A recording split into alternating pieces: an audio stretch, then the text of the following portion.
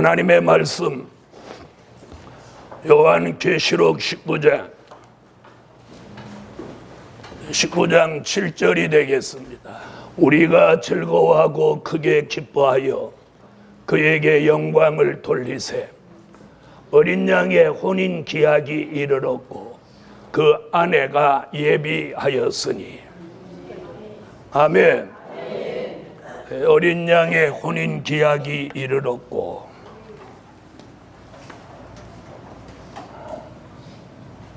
어린 양의 혼인 기약. 7절에 어린 양의 혼인 기약 얘기하고 9절에서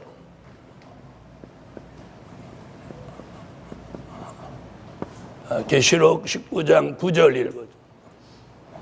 마태복음 22장 11절로 14절.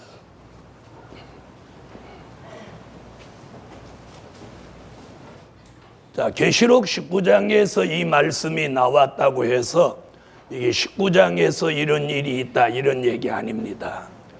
이 말씀은 뭘 예언한 거냐면 공중에서 주의 재림을 영접할 것을 말씀한 거예요. 그럼 이게 무슨 얘기냐면 고린도전서 15장 51절로 54절, 데살로니가 전서 4장 16절로 17절, 요한계시록 11장 12절, 요한계시록 12장 5절 등에서 공중에서 주의 재림을 영접하는 것을 미리 말씀한 거예요. 그럼 19장은 왜 19장에서 이루어지는 이야기가 아니라고 하느냐? 왜 아니라고 하냐면, 자, 계시는 본론적인 계시가 요한계시록에서 이 중심축이 되는 거예요. 그러니까 본론적인 계시는 8장부터 14장까지예요. 그러면 지금 19장은 무슨 계시냐면 반복적인 계시입니다. 반복적인 계시는 15장부터 19장까지예요. 그러니까 19장에서 지금 말하는 어린 양의 혼인 기약이 이르렀다고 하는 것은 이미 뭘 얘기하냐면 예수님을 공중에서 영접하는 그 일을 이야기하는 거예요. 그래서 19장은 무슨 계시니까?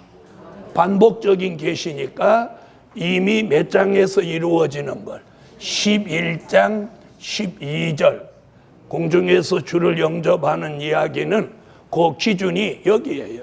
계시록 11장 12절. 그리고 바울이 말한 고린도 전서나 데살로니가 전서는 거기서 일어나는 사건이 아니고 이건 뭐냐? 참고예요, 참고.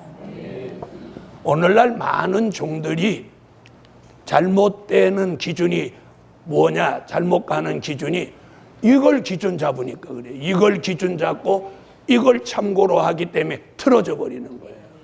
무슨 말인지 아시겠어요?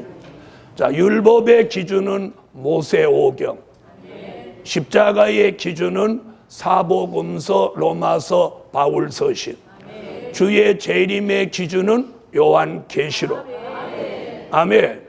이 기준이 잘못되고 참고를 기준 잡고 기준을 참고로 삼으면 안 되는 거예요.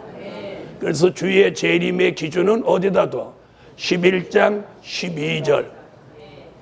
아멘. 그럼 12장 5절은 뭐냐? 이건 반복적인 예언이에요. 반복적인. 주의 재림에 관한 반복적인 예언. 그러므로 19장에서 어린 양의 혼인 기약이 이르렀고 하는 얘기는 계시록 11장 12절에서 있게 된 공중에서의 주의 재림의 영접을 말한 것이다. 자, 고린도전서 15장 한번 보세요. 이게 재림의 공중 재림 얘기인데 여기서 일어나는 게 아니라는 거예요. 여기서는 어디를 내다본 거예요? 계시록 11장 12절을 내다본 거예요. 공중으로 들림받는 이 현실은 11장, 계시록 11장 12절에서 이루어진 계시록 11장 12절. 자, 예수의 재림을 우리는 공중에 올라가서 영접하게 됩니다. 그래서 들림받아 올라가는 사람은 정확하게 말하면 누구냐면 순교자와 인맞은 종입니다. 그림을 한번 보면, 자, 이럴 때 이 그림을 한번 꼭 보셔야 돼요.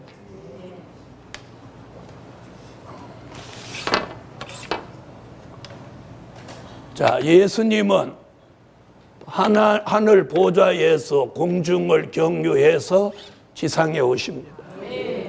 초림의 주가 오실 때도 하나님 보좌에서 동정녀 모태를 경유해서 지상에 오셨어요. 재림도 똑같아요. 하나님 보좌에서 공중을 경유해서 지상에 오시는 거예요. 우리는 지상에 오시는 주를 영접하면 큰일 나는 거예요. 지상에 오시는 주는 심판주예요. 이 세상 나라를 심판하러 오시는 거예요. 우리는 공중에 오시는 주를 영접해야 돼요.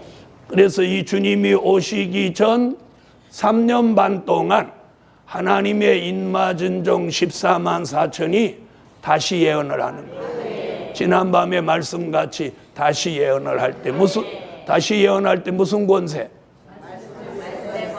그러죠. 말씀의 권세죠. 실컷 어젯밤에 아멘 해놓고 말씀의 권세. 말씀의 권세는 지금 쓰는 거고, 다시 예언할 때는 정인의 권세. 정인의 권세. 하늘을 닫아 비 오지 못하게 하고 물을 변하여 피되게 하고 원수가 해하고자 하면 입에서 불이 나가고 아무 때든지 원하는 대로 여러 가지 재앙으로 땅을 치는 역사. 아멘. 그런 종에게 인맞은 종 14만 4천이 전 세계를 회개시키는 거예요. 그때 계시록 7장 9절로 14절에 흰옷 입은 무리가 능히 셀 수 없이 나오는 거예요. 이게 구원이에요. 그래서 14만 4천은 구원받을 종들의 수가 아니라 주의 재림을 알리는 종들의 수. 이들이 다시 예언하는 목적이 뭐냐?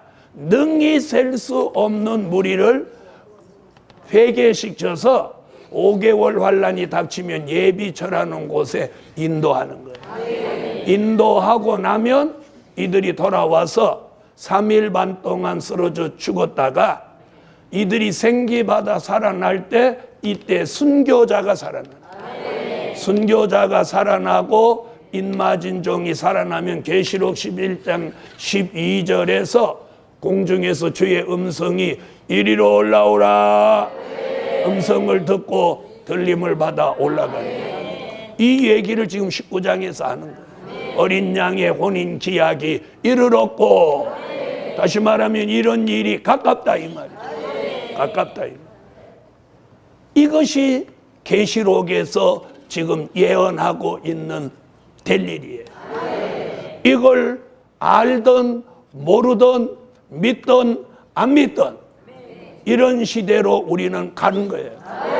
그게 뭐냐? 그게 성경이기 때문에. 그게 성경. 그걸 모르는 사람은 모르는 대로 살다가 모르는 대로 죽고, 그걸 아는 사람은 아는 거로 준비하고 예비하고 하나님의 예정된 뜻을 따르는 거예요. 그래서 그 뜻을 따를 사람은 하나님이 이미 예정했어요. 그래서 아까 뭐라고 그랬죠? 그 아내가 예비하였으니. 예비했다는 말이 뭐냐? 예정. 예정. 자, 이런 일을 우리는 지금 앞두고 있는 거예요. 그럼 이걸 이걸 내다보고 성경을 통해서 이걸 믿는 사람은 그럼 무슨 일을 전적으로 해야 되겠어? 이 일을 전적으로 해야죠. 이 일을. 그럼 이 일을 전적으로 준비하는 게 뭐냐? 하나님의 인맞은 종 14만 4천이 수가 차게 하는 거예요. 자, 그걸 지금 성경은 말하고 있다. 아멘. 우선 그렇게 놓고 또 공부해. 자, 공중에서 주를 영접하는 이 들림 받는 일은 여기 지금 뭐라면 그 아내가 예비하였어요.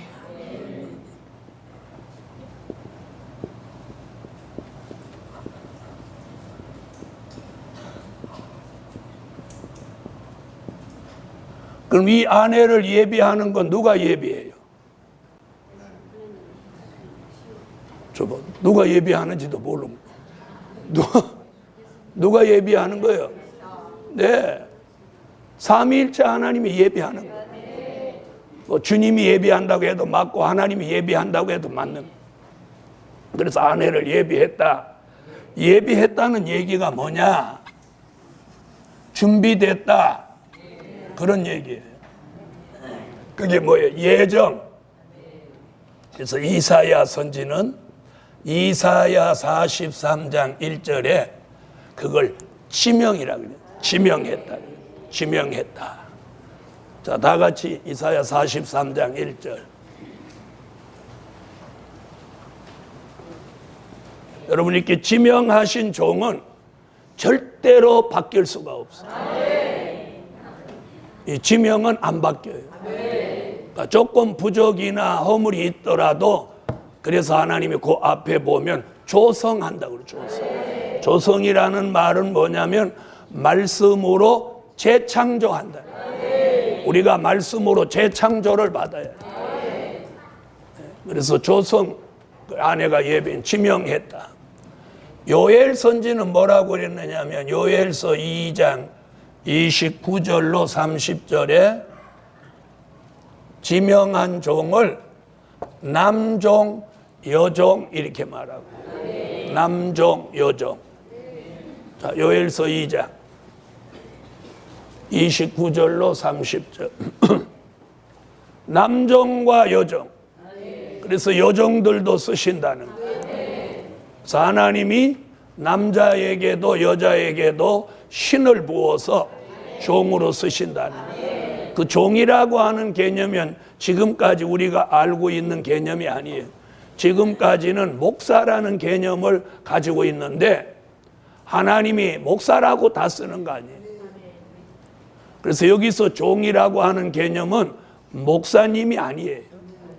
그러니까 나 목사니까 무조건 되겠다 이런 생각은 애시당초 버리는 게 네, 목사가 평신도만 또 못한 사람도 숱하게 있고 집사라도 목사를 능가할 만한 사람도 저는 수도 없이 만나봐요.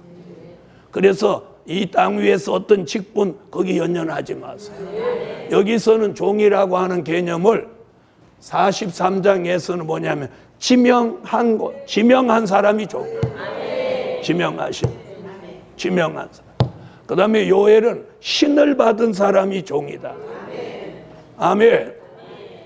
말라기는 뭐라고 하느냐면 말라기 3장 16절로 17절에 이게 특별한 소유라는 평범한 소유가 아니라 하나님이 특별하게 쓰려고 지명했다. 그래서 뭐다?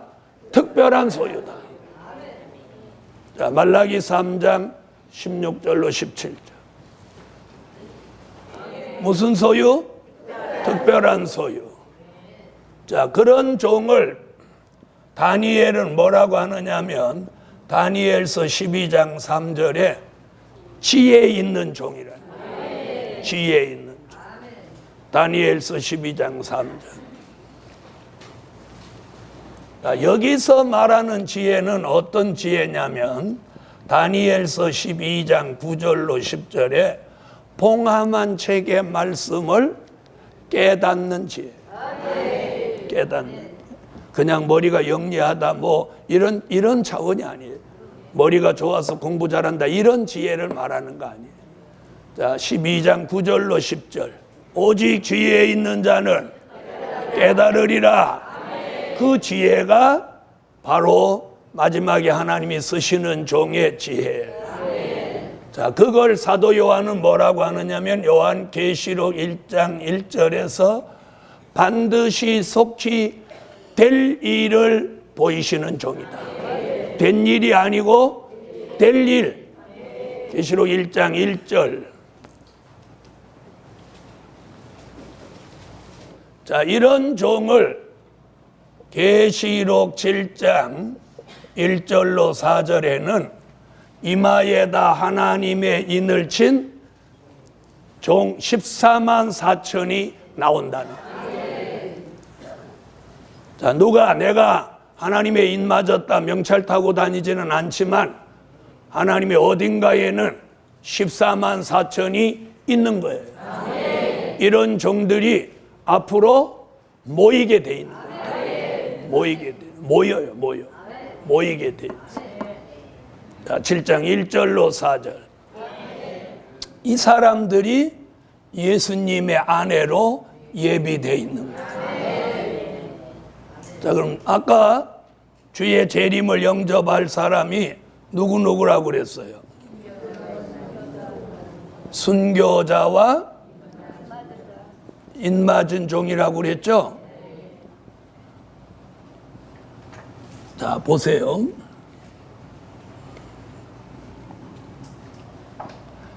자, 그럼 순교자는 이미 자신들의 사명을 다하고 지금 대기 중이에요. 대기 중.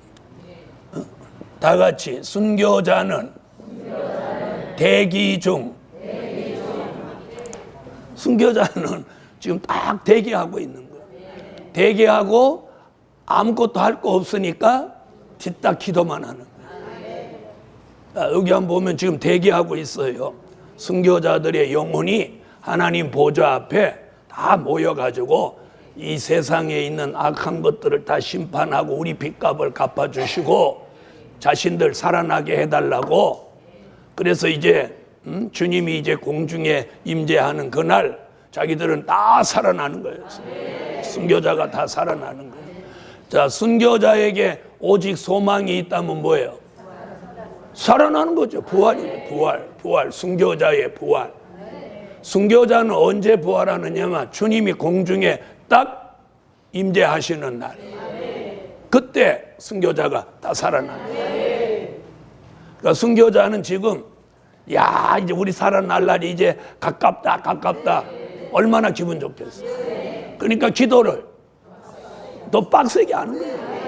한번 읽어보세요. 어떻게 얼마나 하나. 자, 거기서 잘 들어보세요. 9절과 10절은 순교자 이야기고 11절은 그 종들의 수가 차기까지. 그러니까 누구의 인맞은 종 이야기를 하는 거예요. 자, 그러면 순교자는 누구 나올 때까지. 그래서 11절에서 그 수가 차기까지 하라 하시더라.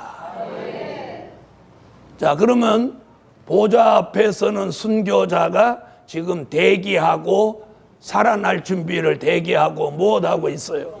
막 기도하고 있는 거예요. 기도하면서 지금 누구 나오라는 거예요? 인맞은 종 나오라는 거예요. 자, 그렇게 기도하면 잘 들어봐요. 기도하면 인맞은 종으로 예정된 사람이 얼마? 14만 4천이에요.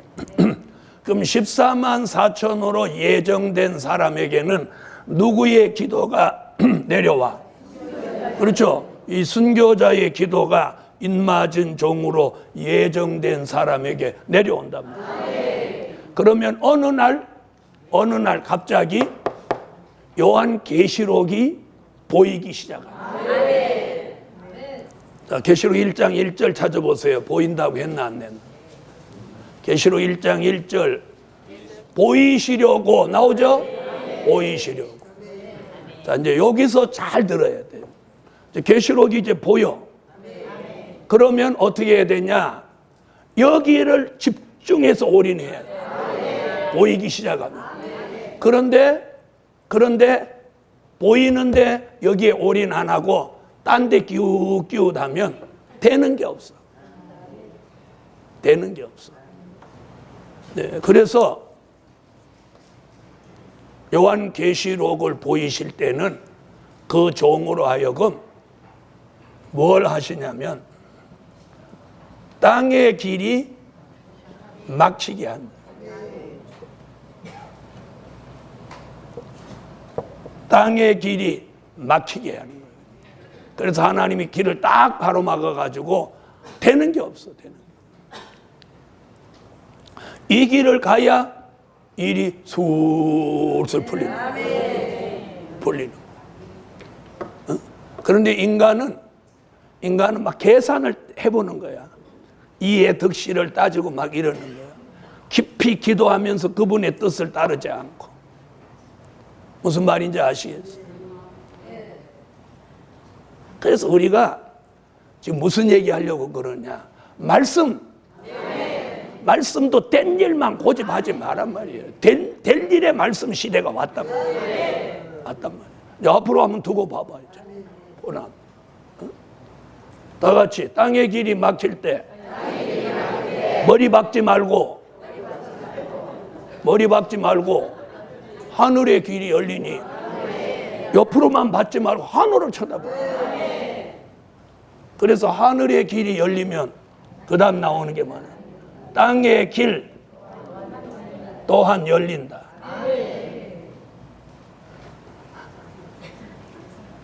자, 순교자는 지금 무슨 기도를 하느냐면 인마진종 나오라고 기도해요.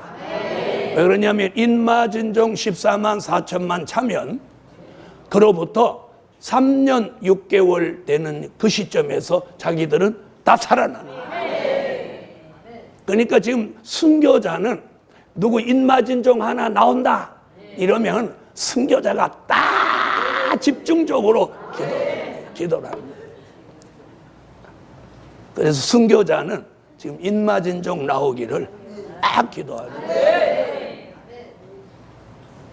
자, 그래서 오늘 하나님은 인마진종 14만 4천이 지금 이미 예정돼 있죠. 이게 나오는 순서가 있어요. 그래서 계시록 7장에 보면